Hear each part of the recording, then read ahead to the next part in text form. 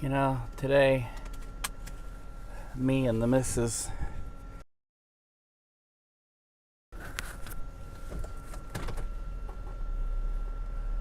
and the reason we feel that way is because we've got a friend who's sick. I mean, really sick. He's in the hospital and it doesn't look good. And we know he got sick because, he's been sick. He's old. That's part of it. But what's made him sick now is that he's lost his home because a new landlord came in and jacked up his rent, and he couldn't really afford it, and so he's just worried himself to death, and he's already had heart problems. Well, 1 and 1 equal 2 here, and so now he's in the hospital. I'll just say it, with heart failure. And my wife and I have been friends with this guy for quite a while, and we feel a little bit responsible because we couldn't be there for him. I mean, he's been there for us. He has been such a good friend. And this guy, on a fixed income, with his limited retirement, he went out and continued to work. I mean, he works still up until going to the hospital, so that he can, talk about giving the shirt off your back. Oftentimes so he could give his money away to people and help people out. And he's been that kind of friend for us. I mean, every time we've gone on a vacation or something, he's the one that comes and sits with our dogs or watches our cats or, whatever. But we were getting a little bit angry first with ourselves because, we just couldn't dedicate any time at all to trying to help him. I had an idea. I was going to help him find a mobile home that he could buy, like a repo mobile home, like the way Suyen and I did when we had our first actual house. And never got to it. And the reason I never got to it was because 90% of our attention outside of work has been occupied with another problem. And I want to place the blame on them, and by that I mean the children, because it's not their fault. It is not their fault at all. We haven't been able to dedicate as much attention to them as we should either. But a lot of it has been just dealing with problems. Problems with school, problems with discipline. How do we handle this? How do we handle that? And part of it is one of the kids, when they go to school, in their class, I'm talking about 90% of a person's attention being occupied, we know that 90% of the teacher's attention is dedicated to 3 kids besides our own. If you would put it, it would be 4 kids, but I'm saying it this way, not to try and shift the blame to the other 3 kids. One of them's a special needs kids who probably have problems at home. And enough said on that. But when 90% of your attention is dedicated elsewhere, you can't focus on anything else. And so with the 3 kids, 90% of attention of the teacher is focused on them. Then our kid comes along. He is needy. He needs attention. He's a very bright, intelligent kid. And unfortunately, he doesn't get, this is a common refrain with public schools, he doesn't get enough stimulation in the school, so he gets tired, and when he gets bored, he grows his horns, and there you go. He's into everything, and Unfortunately, he's observed bad things from his older siblings. He's been brought up the way he's been brought up. Unfortunately, he just needs attention. So what am I trying to say? If I were to blame anyone,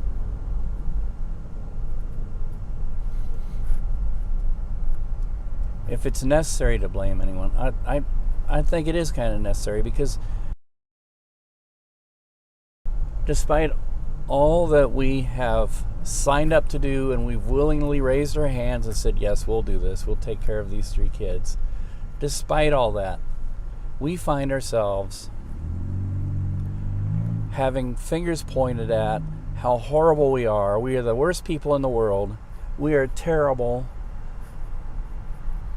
We're doing it all wrong. But the people who point their fingers at us are the very people we are trying.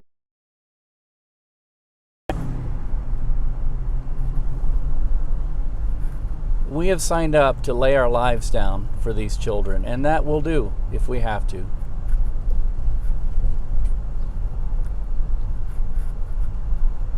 And you think, oh, that's funny, you'll never really have to.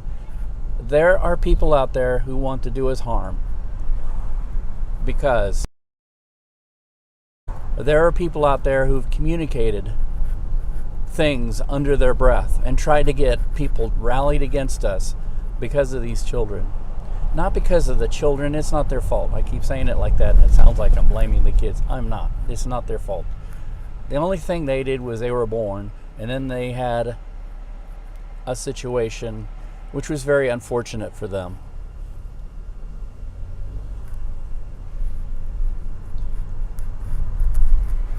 So, yesterday was a lot of fun. We went to Route 66. I would not trade that experience for the world. I do not understand why people have traded that, given it away. I do not understand why people bring children into this world with no intention of being responsible. And I do not understand why, when things don't go the way these people think it should, when they get everything they want and people say no to them, then they sit like spoiled little children themselves and point the finger of blame at other people who are trying to take care of their mess. These kids deserve better than that. And our friend Ken deserved more attention from us than that, but we couldn't give it to him because we spent 3 weeks dealing with issues with the school and one of our children.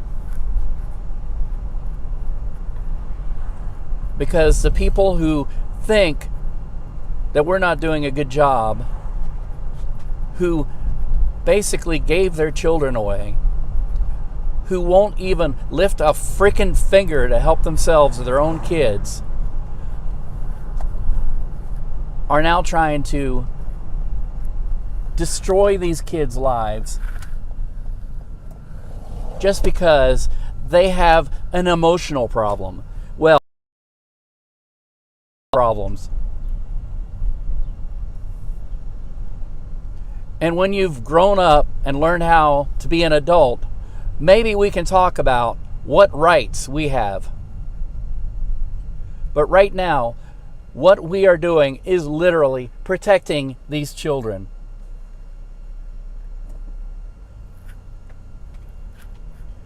And we're not doing it right. We're not doing it perfectly. We're not even doing it near as well as we should.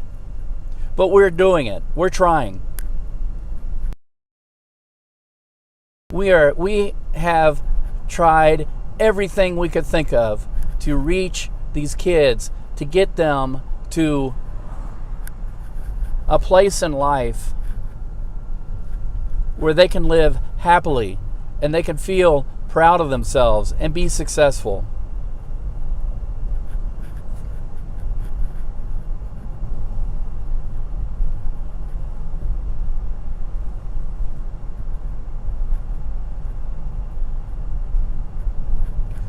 So, my friend is lying in a hospital, and I'm going to go give him maybe some company for a little while.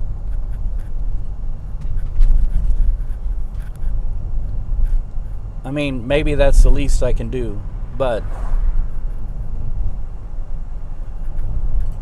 I feel like partially the reason he's here and the reason he's feeling alone in the world,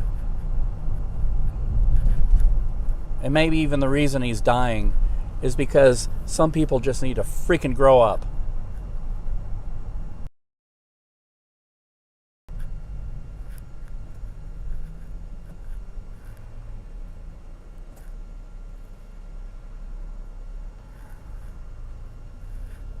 And I guess, come on. If I sound harsh and judgy, it's because, I don't know, maybe because I'm feeling emotional right now.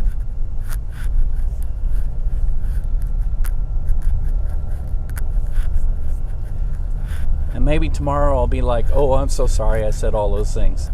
That was probably wrong of me. But right now, it's the way I feel.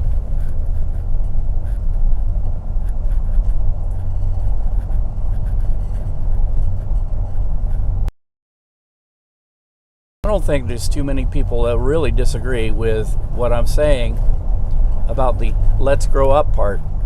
Because I think there's a lot of people who've had to deal with this situation in their lives and had to vent their frustration and had to feel like they've been divided 100 different ways, in addition to having to give 120 freaking % at work, which we also can't do.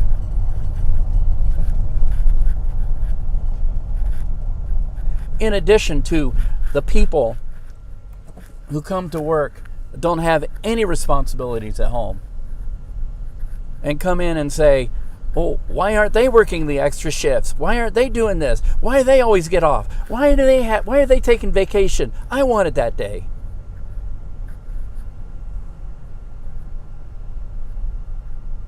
But that's another frustration.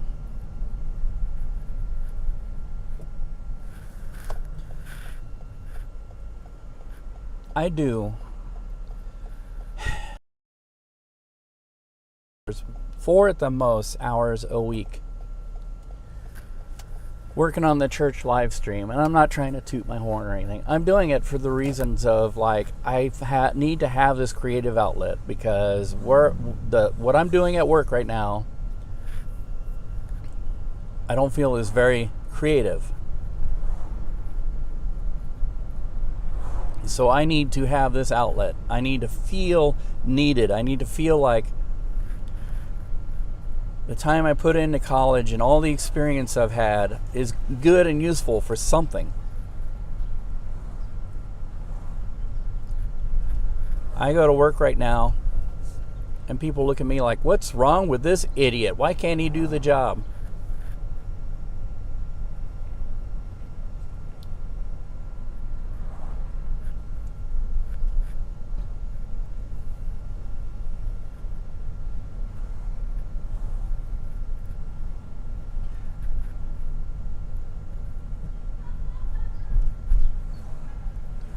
So yeah, I don't know. Here I am at the hospital. I really am going to the hospital. I don't have his room number. I just have his name. I hope I can get in. And I really hope he gets better. Because he's just a lonely, depressed old man. And he does not deserve to have his life end this way. Because what he really is a good-hearted human being who's tried to do nothing but good for everyone around him.